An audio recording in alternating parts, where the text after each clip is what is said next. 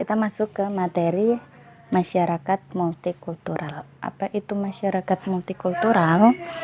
Masyarakat multikultural adalah masyarakat multi, itu artinya banyak, kultural itu kebudayaan. Jadi masyarakat multikultural itu adalah masyarakat dengan banyak kebudayaan.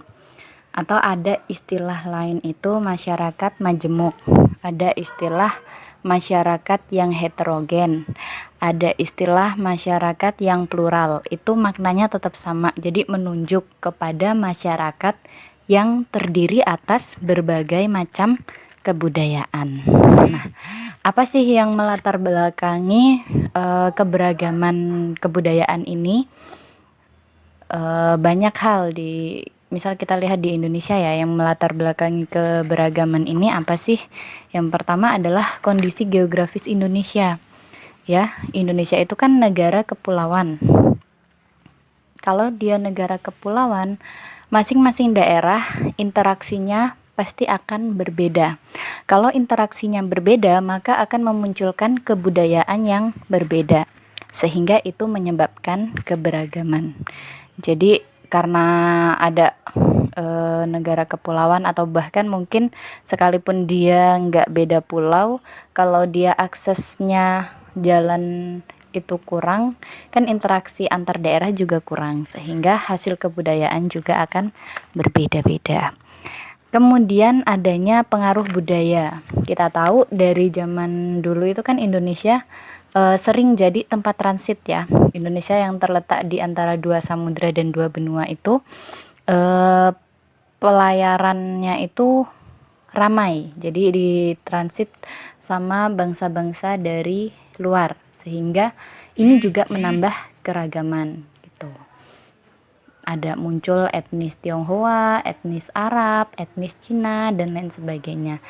Itu karena ada interaksi dengan budaya lain lewat bisa lewat singgah doang atau memang kunjungan ke sana kayak gitu.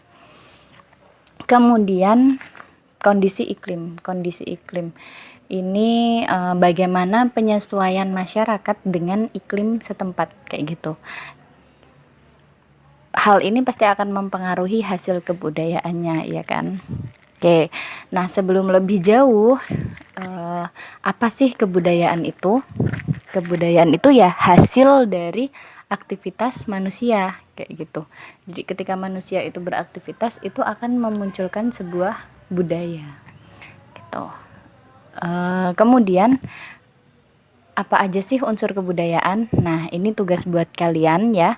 Silahkan cari unsur kebudayaan ada apa aja. Oke, nanti dituliskan di buku catatan. Selanjutnya, budaya itu bentuknya apa aja sih? Nah, budaya itu ada bentuknya itu ada 3 ya, ada 3 wujud budaya. Wujud yang pertama adalah berupa ide ataupun gagasan. Jadi kayak misal pemikiran, keyakinan, muncul agama kayak gitu. Itu kan wujudnya adalah ide atau gagasan. Itu salah satu wujud kebudayaan. Yang kedua adalah aktivitas. Aktivitas ini kayak misal ritual. Ritual itu kan bentuknya kegiatan gitu ya.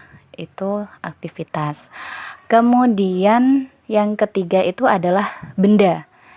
Kayak misal candi, kemudian ada kapak gerigi, kapak lonjong, dan lain sebagainya. Bahkan kalau yang sekarang itu yang lebih modern, HP, laptop, gadget-gadget gitu ya. Itu adalah kebudayaan yang berbentuk benda. Jadi ada 3 tadi, ada ide, kegiatan, sama benda. Nah, kalau dibagi jadi 2, itu terdiri dari yang material sama non-material. Yang material itu yang benda, yang non-material itu yang aktivitas dan ide atau gagasan. Ya, itu seputar tentang kebudayaan. Kita kembali lagi ke materi masyarakat multikultural. Karakteristik masyarakat multikultural itu ada beberapa hal. Yang pertama, segmentasi ke dalam subkebudayaan yang berbeda. Segmentasi itu dibagi-bagi ke dalam subkebudayaan yang berbeda-beda. Jadi kayak ada lapisan suku Jawa, suku Madura, suku Dayak, dan lain sebagainya. Itu segmentasi ke dalam subkebudayaan yang berbeda. Yang kedua, struktur sosial yang berbeda dan bersifat non-komplementer. Jadi struktur sosial masyarakatnya itu ya udah berbeda-beda, nggak saling melengkapi. Kalau komplementer kan saling melengkapi, kalau non-komplementer tidak saling melengkapi. Kenapa mereka tidak saling melengkapi? Karena setiap kebudayaan itu pasti udah sempurna, udah punya tata aturannya masing-masing.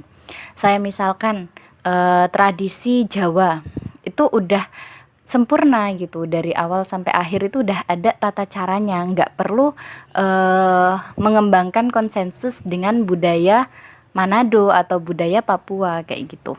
Maka mereka non komplementer, punya aturan sendiri-sendiri. Begitu pula dengan contoh lain, misal agama. Setiap agama udah punya aturan sendiri, nggak perlu agama satu saling mengatur dengan agama yang lain kayak gitu. Itu namanya struktur kebudayaan atau struktur sosial yang berbeda dan sifatnya non komplementer.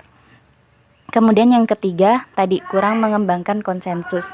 Jadi mereka enggak ada ngobrol-ngobrol gitu. Enggak ada kesepakatan dalam artian menjalankan kebudayaannya kayak gitu. Kalau dalam kehidupan sosial tentu saja tetap mereka membangun kesepakatan gitu ya. Tapi dalam hal menjalankan tradisi kebudayaannya mereka itu tidak berkonsensus. Selanjutnya, sering terjadi konflik. Nah, kalau kita review materi sebelumnya, penyebab konflik itu kan perbedaan salah satunya ya. Perbedaan kebudayaan dan lain sebagainya. Nah, makanya di masyarakat multikultural ini pasti sering terjadi konflik. Apalagi tadi kita tahu bahwa mereka kurang mengembangkan konsensus. Contohnya aja di Indonesia deh.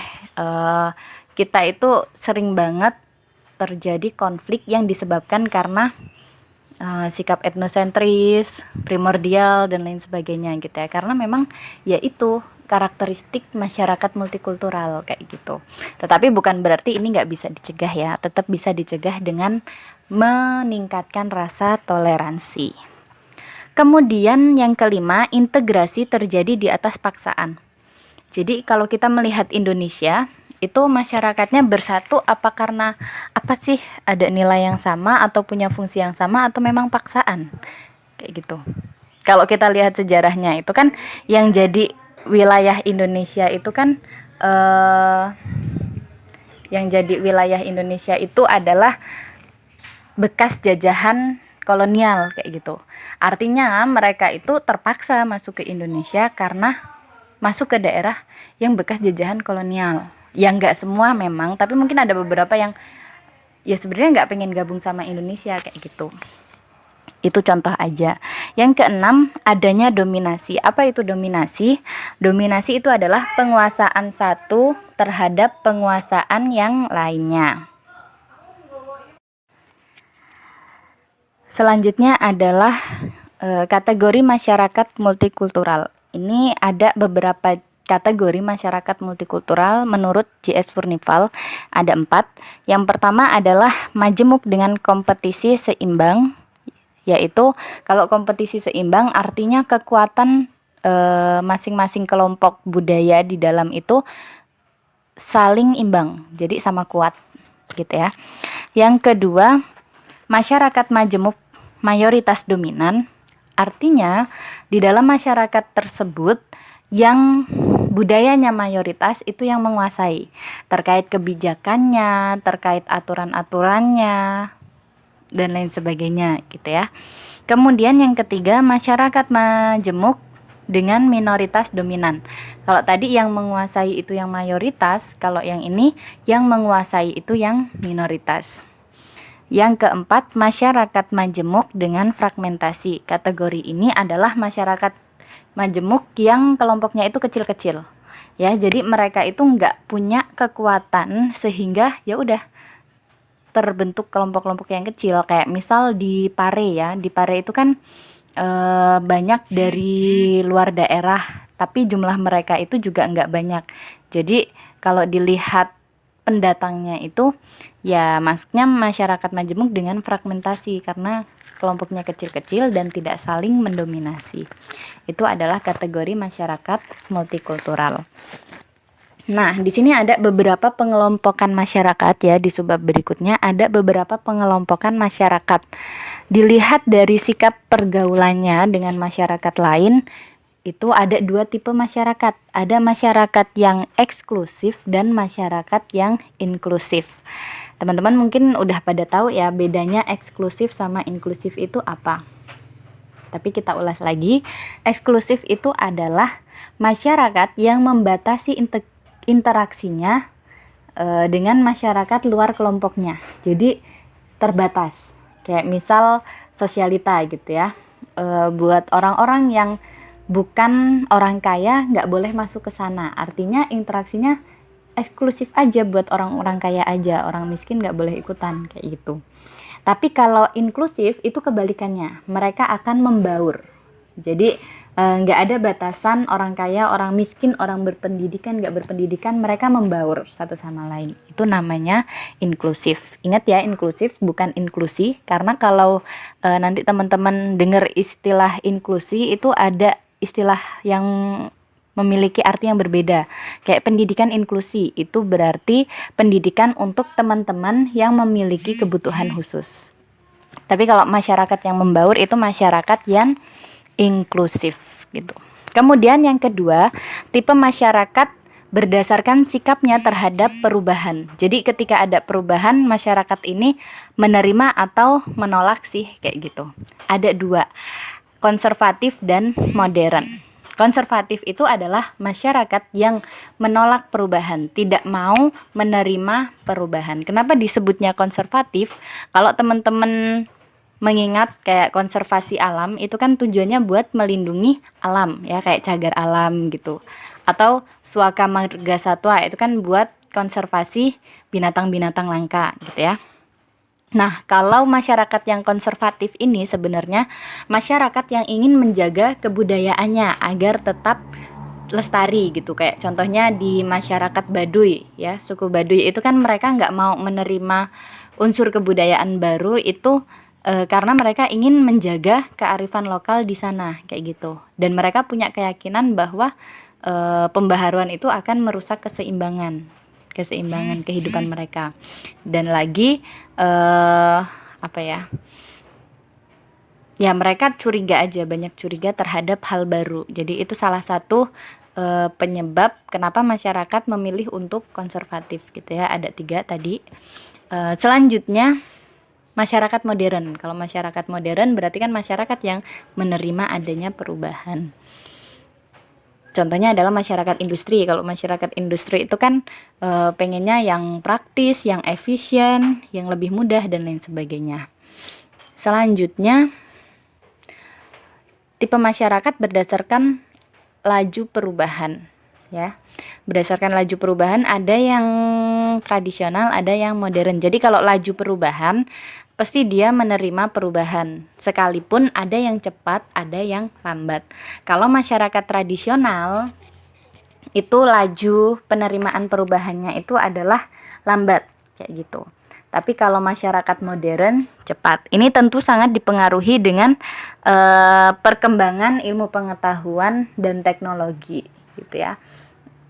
Kenapa masyarakat tradisional lebih lambat, kenapa masyarakat modern lebih cepat? Itu kan pengaruh apakah pemikiran mereka sudah terbuka, kemudian apakah mereka mampu mengikuti perubahan itu dengan cepat gitu ya, mampu memahami perubahan itu atau tidak. Itu yang menyebabkan perubahan cepat ataupun lambat. Kemudian tadi latar belakang munculnya masyarakat majemuk sudah saya jelaskan di depan. Yang terakhir adalah masalah yang timbul oleh keragaman kelompok sosial atau oleh masyarakat multikultural ini. Masalahnya apa sih? Sebenarnya nggak jauh berbeda sama yang pernah kita pelajari di bab 6, stratifikasi sosial. Itu kan sama ya, konsekuensi stratifikasi dan diferensiasi itu kan sama aja konsekuensi dari masyarakat yang majemuk gitu ya. Konsekuensinya itu muncul primordialisme, etnosentrisme, diskriminasi, dan politik aliran. Interseksi juga ada gitu ya. Apa sih primordialisme? Primordialisme itu sikap memegang teguh apa-apa yang dibawa sejak lahir atau apa-apa yang sudah diyakini sejak lama, itu primordialisme. Etnosentrisme adalah sikap membanggakan kebudayaannya sendiri atau menganggap budayanya itu yang paling unggul. Kalau lawannya etnosentrisme itu adalah xenocentrisme, pakai X ya, xenocentrisme, tapi lebih mudah dibaca xenocentrisme. Itu sikap minder terhadap budaya lain. Kemudian yang ketiga itu ada diskriminasi. Apa itu diskriminasi? Diskriminasi adalah perlakuan yang berbeda terhadap seseorang atau sekelompok orang karena ciri tertentu kayak gitu. Jadi misal karena dia berkulit hitam terus dia dikasih tugas yang berat misalkan, itu berarti tindakan yang diskriminatif. Politik aliran, munculnya politik aliran ya, kayak ada aliran-aliran politik kayak gitu, muncul politik aliran yang arahnya ke pergerakan nasional atau arahnya ke peduli lingkungan dan lain sebagainya.